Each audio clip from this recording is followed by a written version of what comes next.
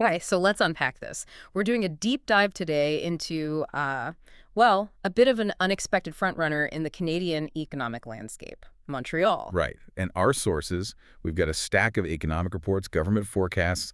They're all painting this really vivid picture.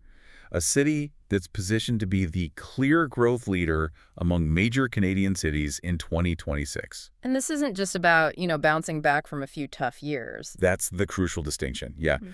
For you listening, the real mission here is to get past that simple story of a post-pandemic rebound. Mhm. We need to understand the deep, the structural drivers behind this momentum. Okay, so what are they? We're looking at how three pretty different forces are colliding at the same time to create what you could call a powerhouse economic moment. And the sources are very specific about this. They call it the trio of forces. Three pillars that are all peaking in 2026. Mm. First, you've got the massive full throttle return of tourism.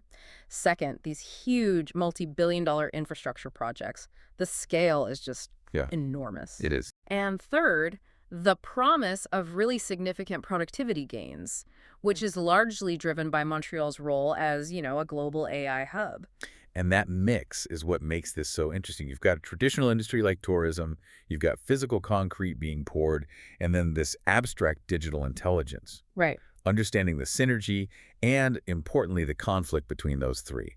That's the key to grasping why Montreal's economic forecast looks so good for 2026. So where should we start? Let's start with the most visible one, the one you can literally see and feel on the streets. The return of the tourism giant. It's roaring back. And when you say roaring back, what kind of numbers are we talking about? Well, it's more than just people traveling again. It's the sheer scale of it. Projections for 2026 are anticipating a volume of over 11 million visitors. 11 million. 11 million. Wow. To put that in perspective, that's what, almost 6 times the population of the island itself coming over 1 year? Exactly. Just think about that scale. It represents immediate, localized stimulus. I mean, that many people.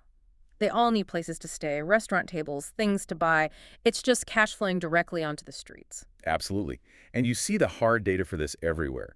Our sources point out that Montreal Trudeau Airport, the train stations, they're already recording peak ridership levels. So not just getting back to 2019 numbers, but actually hitting new records. In some cases, yes, setting new records.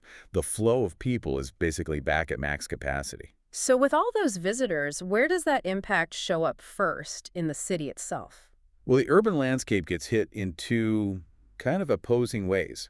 First, the negative pressure. There is intense demand on the housing market. So short-term rental. The short-term rental sector, Yeah. specifically. It's catering directly to all these visitors, which, of course, pulls units away from the long-term market. Which is a problem we'll definitely circle back to. For sure. But it shows you the sheer demand for places to stay. Makes sense. If you have 11 million visitors looking for a bed, that inventory gets incredibly tight fast. Right. But the flip side of that, the positive pressure, is the revitalization of the commercial core.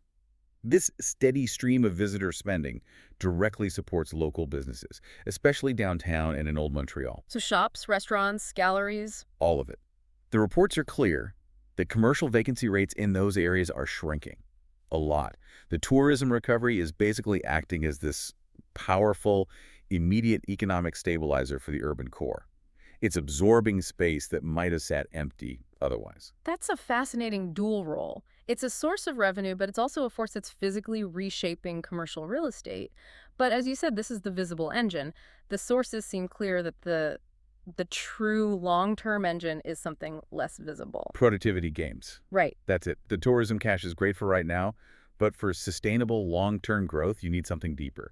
And this is where Montreal's reputation as a global AI hub becomes its ace in the hole. Okay, so let's get into that, because we can't talk about productivity in Canada without addressing the elephant in the The room. productivity lag. It's a huge national issue, an economic issue, but also, you could argue, a social one. It really is. Yeah. And the Bank of Canada put a very stark figure on this. They pointed out that if Canadian businesses had simply kept pace, just kept up with the productivity growth of other G7 countries. Just kept pace, not even tried to lead. Right, just stayed in the pack. Our national GDP would be a staggering 9% higher today. 9%. That is a massive systemic drag on the whole country. And we have to make that number real for you, the listener. The data suggests that if we close that gap, it would mean about $7,000 more in the pocket of every single Canadian. Every year. $7,000. Wow. When you frame it like that, the issue just snaps right into focus. It's why this isn't just some business school topic. It directly affects people's quality of life. So how is Montreal's AI ecosystem positioned to actually help bridge that gap? It can't just be about more software, can it? No, it has to be strategic. And that's where the city really excels. It's a world leader in deep learning, in research, in talent. One of the Deloitte reports we looked at really highlighted this. It's about applying AI not just to tech, but to these heavy, traditional Canadian industries. Like what? Manufacturing, logistics. Exactly. Manufacturing, logistics, supply chain optimization.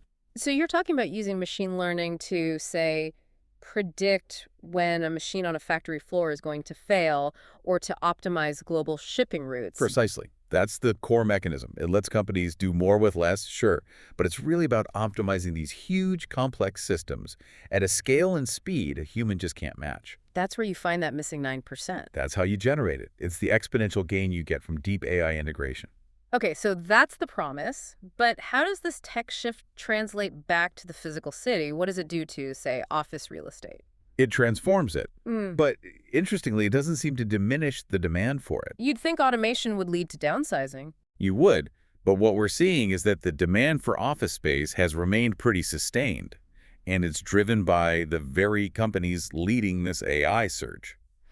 Why is that? Are they just hiring more people? They are, but they also need totally different kinds of spaces. The AI revolution, it drives a need for these optimized collaborative hubs. So not just rows of desks. Not at all. Think highly flexible spaces, modular furniture, dedicated project rooms with all the tech, quiet pods for deep coding. Mm-hmm. The office becomes a place for innovation, not just execution. And the tech sector is willing to pay a premium for that. And that keeps the commercial market healthy, even if other sectors are shrinking their footprint. It keeps it buoyant, yeah. Okay, so we've got the visible engine of tourism, the structural engine of AI, but none of that works without the foundation. Exactly. Which brings us to the $2.8 billion story, infrastructure. If tourism is the excitement and AI is the future potential, then these massive public investments in infrastructure, they're the prerequisite. The sources literally call it a sine qua non condition. What we cannot do without, meaning growth is impossible unless this work gets done. That's it. So what are we talking about here? The focus has to be on the truly titanic project at the center of it all. The tunnel. The rehabilitation of the Louis Hippolyte Fontaine Tunnel. Yeah. That one project alone is valued at $2.8 billion. $2.8 billion. I mean, it's causing massive disruption right now, but what's the long-term strategic value? Well, beyond just fixing traffic, it's about securing a vital logistical link. The economic reports all emphasize this. It will ensure positive long-term growth by securing that critical connection between the island and the South Shore. So for moving goods and people. Both. It's essential for freight transport keeping goods flowing reliably and for workforce mobility. If your high-tech engineers and your downtown hospitality staff can't get to work efficiently, the whole economic engine just sputters. So it's an investment in reliability. In security. Logistical security, exactly. And we should mention, it's not just the tunnel. There are other investments in beautification, public spaces, greening, all of which are key factors for residential attractiveness, making the city a place people actually want to live. And that attractiveness leads us directly to the biggest challenge of 2026. Housing. The classic urban paradox. Success creates its own problems. Exactly. Montreal's renewed attractiveness, it's fueled by AI jobs, by tourism dollars. It's a potent growth factor, no doubt. But that same growth puts immense upward pressure on real estate prices and rents. So you have high-earning tech workers and the service workforce all competing for housing. Right, and demand is spiking while the residential vacancy rate is still at a critical historic low. We're not just talking about a tight market. This is crisis-level vacancy. The pressure on service workers must be immense. It is. And that's the ultimate bottleneck, the city's capacity to house the workforce it needs for this growth. You've got this tension. You need the highly paid AI engineers, but you also need the essential workers in tourism and construction. The hotel staff, the baristas, the construction crews building the new offices. And if housing prices shoot up too fast, those essential workers can't afford to live anywhere near the jobs. Which makes the whole city less functional and, frankly, less equitable. A vibrant economy needs people. And if those people can't afford to live there, the whole structure starts to break down. That's the key challenge of 2026. It's the physical limitation that digital innovation can't solve on its own. What a collision of forces. So 2026 is this pivotal year. You have the tourism revival, these huge infrastructure works like the tunnel, and this deep technological shift with AI. And for you, listening to this, maybe you're an investor, a developer, or just interested in urban planning. The so what here is really understanding where the opportunities are forming under all this pressure. It's about projects that meet that dual requirement you mentioned. Exactly. You need that vibrant, affordable urban density, which has to be supported by modern infrastructure. And you need workspaces that are built for the knowledge economy. If you ignore one half of that equation, especially the housing part, you miss the entire long-term growth curve. This deep dive really showed the promise of the future, from a very tangible $2.8 billion tunnel to the abstract promise of AI. We started with this idea that AI could give a $7,000 boost to every Canadian. But if that resulting economic boom drives up the cost of living so much that the workforce, the engineers, the hospitality staff, the construction workers can't afford to live near the jobs, Hmm. what's the ultimate impact on social equity and on the city's stability in the long run? If we make the city rich, but unable to house its own workers, does that growth actually benefit the whole community? Something for you to mull over on your own.